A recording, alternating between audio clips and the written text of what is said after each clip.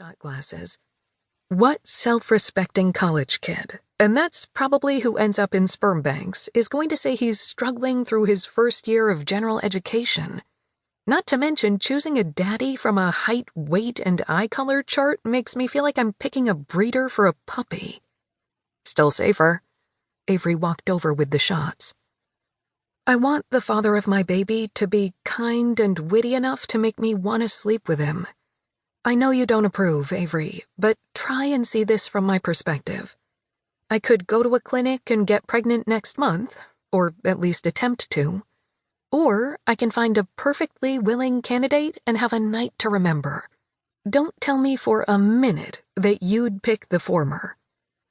All eyes moved to the youngest member of their club. Before Avery settled down, she was the one always talking about her endless prowess.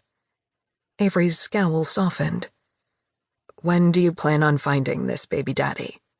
I'm shooting a wedding next month in Tulum. The bride's family is putting me up in a hotel for a couple of days, and then after that's over, I'm moving up the beach to continue my stay. According to my calculations, I should be ovulating by the following weekend. Plenty of time to scout out the right guy, Lori said. That's what I thought. It's away from here. Chances are no one will recognize me. The wedding guests will all be long gone. There are a lot of expats living in that part of Mexico. Flirting bartenders. Bartenders are a good choice, Trina said. Shannon leaned forward. I almost went there in Colorado, at the Peterson wedding. The guy I met was working the bar. Way too young, but that didn't seem to stop him from hitting on me.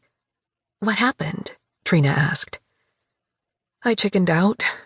There was no other way to explain it. But I considered it. I took it as a sign and extended my stay in Tulum.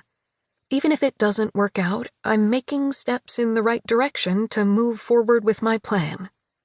I think someone working a beach bar in a foreign country is ideal, Lori said. Every bartender I've known plays around a lot. Most don't want more than a night or two. You can talk to them without commitment, make sure they're not batshit crazy. Keep your real name out of it. Of course, I can't have anyone looking for me later. Not that she worried they would. And if you don't find someone in Mexico to fit the profile? Trina asked. I'll plan monthly trips to other places. Girls' trips, Avery announced. Shannon narrowed her eyes. I don't need a backup team. Especially if that team had a player that wasn't into the game, like Avery. You told me you'd take me when you went daddy hunting. I'm taking you up on this. Aren't you newly married and have better things to do than finding my next date? Avery shook her head. Nope. Lori laughed. I think Avery's right. One of us should come along and make sure you're seeing the good and the bad in the guy you plan on sleeping with. That's ridiculous. Not really, Lori chimed in. If you were in a relationship and considering a permanent step, you'd ask us what we thought. Just like we all did at one time or another before we got married.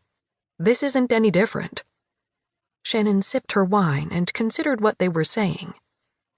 I can't ask you guys to drop your life to come with me.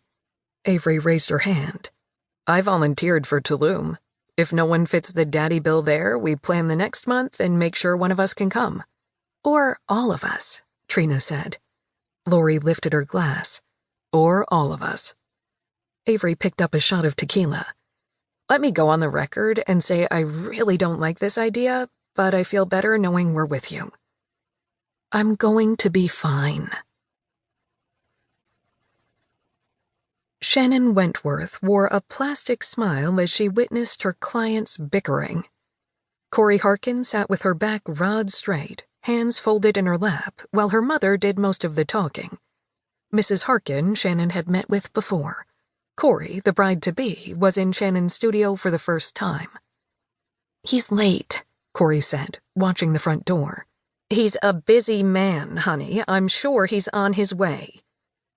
Shannon liked to meet with the bride and groom before the actual wedding to ensure that she captured the images they wanted on their wedding day. Mrs. Harkin had hired Shannon based solely on her name. Being the ex-wife of the former